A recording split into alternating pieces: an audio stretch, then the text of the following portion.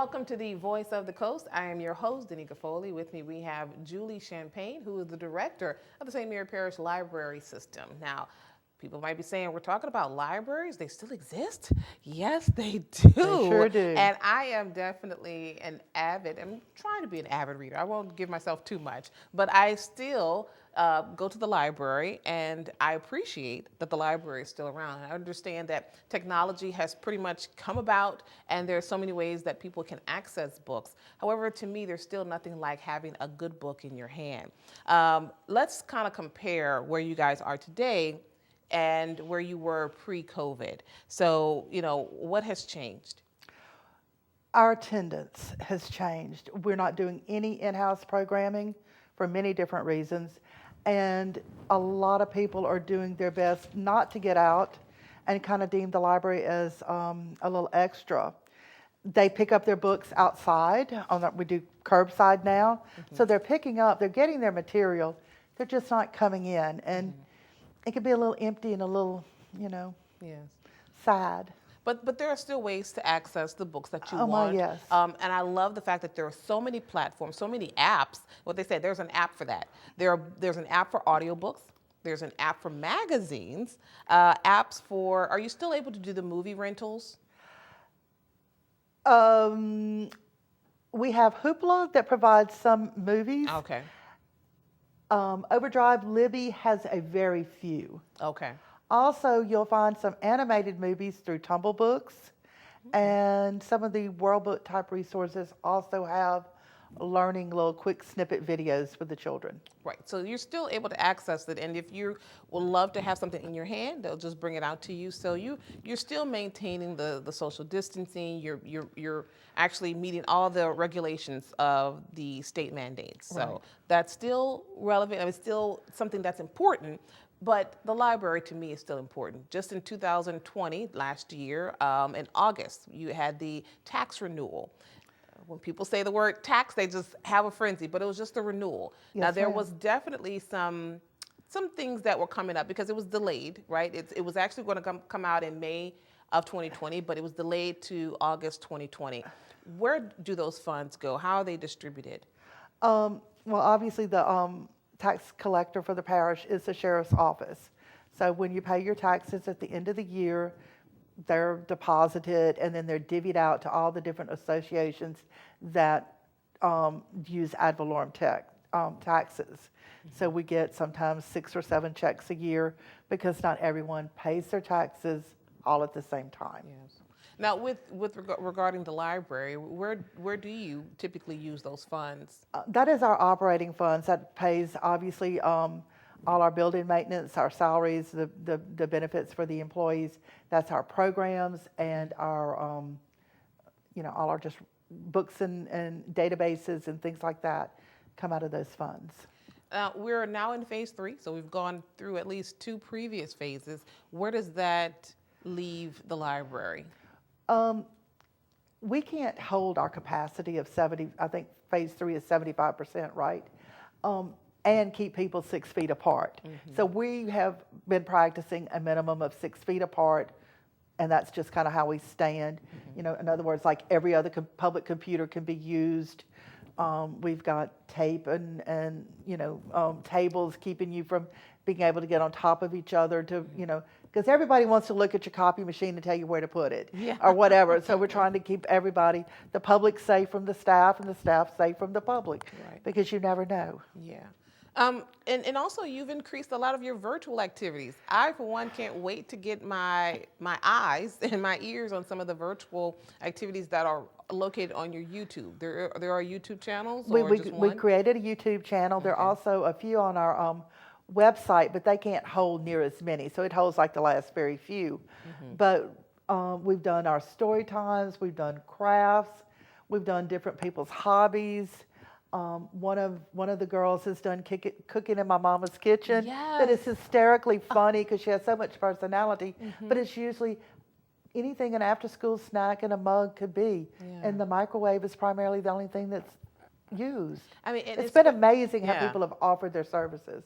And I love what you said, after school, because pretty much the library at some point, depending on where you're located, it's kind of like the after school hangout for some of the kids, particularly some of the younger kids. I've been to at least one library where after school, the kids were all in there. It was like a free for all. We're going to take a short break, but we'll be right back with more right here on The Voice of the Coast.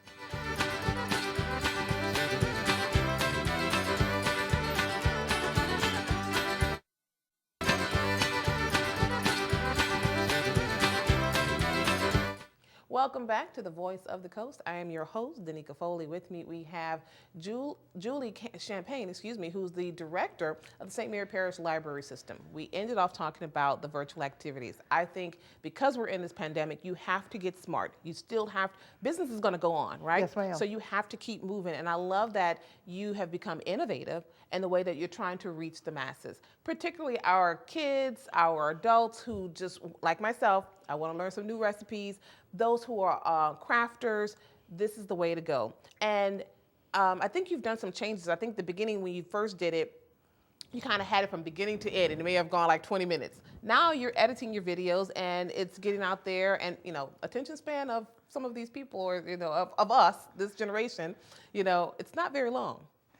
How long do you want to watch somebody fold paper? That's right. Start that bookmark, make 2 or 3 folds, and yes, it may take you 20 minutes, but our program is only going to be 5 to 7. That's right. And everybody is self-taught on how, I found some editing software. Do you think the library can buy it? Sure. It was $100. She sat in a corner and learned how to edit, and she's amazing at it. Awesome. Amazing. So where can they find you on YouTube? Oh. I think just probably I looking think up it's St. Mary Parish Library, I believe is it. Also, all our videos are on our Facebook page. Okay. And occasionally they stay on our website for just a little short time. Okay. We try to have something for everyone. We had somebody brought in all their new kitchen gadgets, the 2 different kinds of air fryers. Okay. And one of those pressure pots. Yes, the Instant Pot. Yes, Instant Pot. Yeah. And they cook 2 or 3 recipes, and then on our Facebook page, somebody says, well, now how much water did you use? Yeah. And I like to die. The answer was less than you would if you're doing it on a pot. I'm like, oh dear. But it shows how we do things differently. Mm-hmm. And I've learned. Yes. If you're not taking this time to learn, you're just being really a bump on the log. Right now, this is a great opportunity to be able to still connect with people. Look, I'm telling you, I love to be face-to-face with people, but I don't want to live in my home and not be able to still find some way to connect to people. I am now a Zoomer. Right, so I'm on Zoom conferences. And now, granted, I will say thanks to KWJ, we're able to still have our social distancing, right. And we can still do our interviews. That's right. However, you have to utilize what you have. You have to turn to technology. I never thought that that even some of our aging population would be into doing internet. And just trying to advance themselves. But let's go on, let's move on to where we are now. And the question to you, because we've gone through all this, folks may still be saying, well, what's the use of a library? Yeah, we have books. What else is it that the library has in store? We provide technology for those whose technology is broken at the time. Somebody's internet crashes, they come to the library. We provide for those who don't have it at home as well. Mm-hmm. We recently have added hotspots because with this COVID environment, we realized that a lot of our connectivity is not near what it should be. Mm-hmm. Short checkout, but it helps you get through the hump, and it's been an interesting item. The library, because we can do mass buying, with different groups and consortia and stuff, we can provide databases on topics, whereas you can go Google, but then you have to distinguish, is this an accurate website? Is this a biased website? Is this a fake website? And there are fake websites. Mm-hmm. And also, just plain old research. You do have, particularly the Franklin library, you have the Franklin campus. Do the college students there utilize the library? Occasionally we see them. They have probably access to more databases through their school's library card than we do. because of the universities have so much more, but a good learning space for them to come and study. Okay. Well, we still have much more to talk about right here on the on the Voice of the Coast. We're talking to the library director. So come on back right here on the Voice of the Coast on KWBJ TV 22.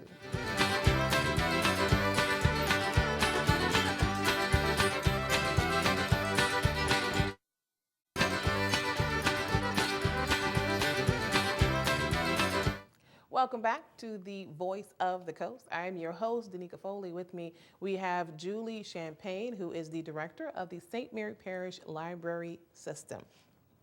Now, I want to get into some data, maybe some statistics if you have them. Okay. I want to know who uses the library the most. What Statistically, demographic? we don't really collect that, but just observing, I would think our homeschoolers, our moms with preschool children, and our retirees would be the two areas. Okay. All right. And why do you think that's so as far as the retirees? Of course, I have my own opinion. One, I think they were born and raised in libraries. They didn't have access to the material at home, whereas the younger 40-year-olds have grown up with the ability to access information and books elsewhere. They have Amazon. Yes, that's true. But I also like the fact that you said just because it's on Google doesn't mean that it's correct. The right information, because I'm going to say this because there's fake news. There is. There's just the truth of the matter. But with the library, you have the resource to find resources that are more adequate and befitting to what you're looking for. You don't have to go through and look and say, okay, this looks like spam. You have really valid resources. And they're well documented. So you already have even bibliographic citations to help you with your paper, but also then you know where the information came from if you feel the disease need to go back and research it more. You said something that just gave me chills. Sort your slices. Oh, Lord. I remember having to do that, but you still need to do it. It's important. So now my question to you is, who would you like to see use it more? I would love to see that from probably 12 to 18 age group use the library more. Occasionally you have a very devoted person, but as a whole to visit and hang out and use the library in a positive way, I think that's at a age that would benefit them to become lifelong readers and work it into their 20s and then their 30s. Right, right. Okay, so we've talked about some of the apps that are already out there. Overdrive, Tumble, what were they? Hoopla. Yeah, yes. You have Flipster, which are great. But you're working on something new? We have recently purchased the database Newsbank, and it was the reason we looked into it was local newspapers take up a lot of room, may or may not be used, and we wanted to have them, but you get tired of hearing, but they're not being utilized. So, but you know better than to get rid of them. Newsbank provides us with tons of local newspapers. It provides us with statewide newspapers, and it provides us with regional newspapers. Okay. It doesn't provide us with everything. I don't think New York Times is on it, and maybe the Wall Street Journal, but a tremendous amount are. Okay. So it's to give us a better perspective. Our vendor gave us a button for our webpage called the Franklin Banner Tribune. He missed out that I wanted the Morgan City one as well. So I know that it'll just be a matter of time. But these are that little learning curve. We've been trying this now for about 4 to 6 weeks. Okay. And some of these are done real time, and they look like a real newspaper, and you can turn it page by page. Awesome. Others are going to be the article that appeared, and it's going to just be the article. Okay. But you still get the information and the citation. So is this going to be available on the website, or is it an app? It is on the website. Okay. And it's Newsbank. So I could be here in, South Louisiana, and I could see what's going on in Virginia? Yes. Okay. Or if you're trying to plan a trip, and you could look and see what some of the plays or whatever was going to be going on in the area. That's awesome. So this is that I would have never thought about that. And I think that's important because people think you just go right to maybe the city website or wherever you're going. You could also look in newspapers, because there are some really good gems found in newspapers. Our very own newspaper here in Morgan City I've actually looked in, and on that wheelhouse, they have different things. You're like, Yes. oh, that wasn't on the website, but it's in the newspaper. We're going to take another break, but come on back right here on the Voice of the Coast. Sorry, I took a-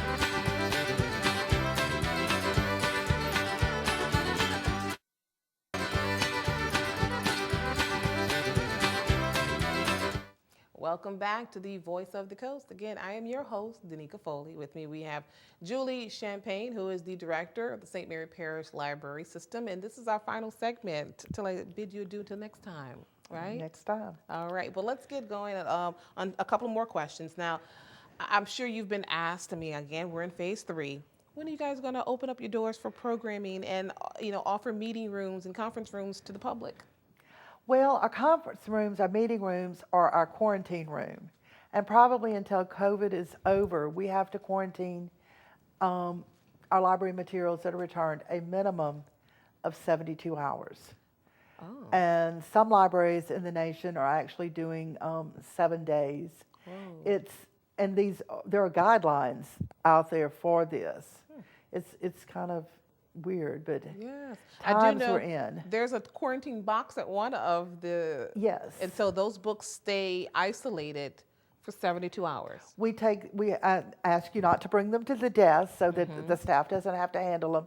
They put them in the box, whatever kind of we have, Yeah. and then they get stuck in another room on a table. And in Franklin it says check in on Monday, so whatever day the 72 hours in. So when Monday comes, that's the Monday table, then the Tuesday table, and we have books to check in every day that way. And we've been very forgiving. We don't charge fines right now until we work normal hours and we're not having to quarantine materials. We won't be charging fines. Okay. And obviously they're handling books and all these different items with gloves. And Yes. Is there some type of disinfecting formula, solution? We've been using, in all of our libraries that we own, we have an air scrubber built in that's helped kill the germs. Okay. And we also use some kind of O3 machine that helps kill germs as well. So they turn that on at night Okay. just to kind of keep the germs down. Wow.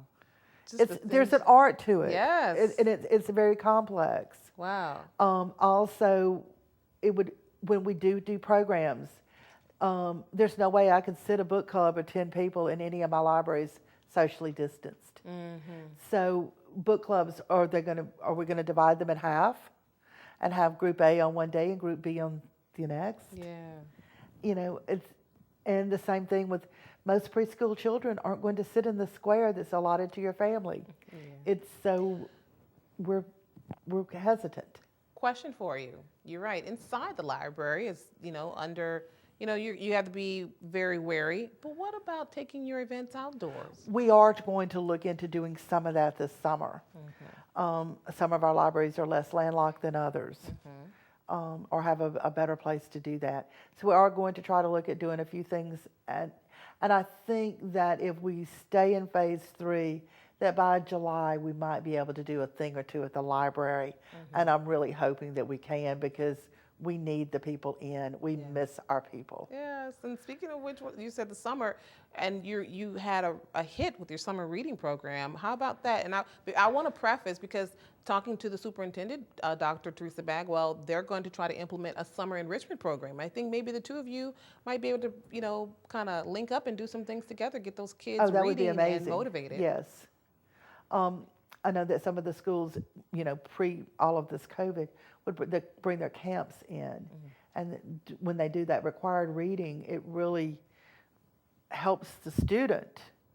And it helps our statistics. Right. But the biggest thing here is the more we read, the more you know, the more you grow, and the more you can be what you really want to be. And it's important to get that reading habit fostered young. And I love that you guys have a newsletter. I actually pick up a newsletter every now and then. And on the back, you acknowledge your donors. So if you are a reader, if you are a library patron, to keep the library system going, you do rely on donations as well. Yes. Tell us how that process works. Well, we do 2 things. We acknowledge our donors that donate some really nice stuff to the library. And we also have memorials where you come in and tell us who's passed. And and what their interests were, and then we buy a book that we think is suitable with your input, and dedicate it to that person's memory and notify the family, and it makes a lasting memorial.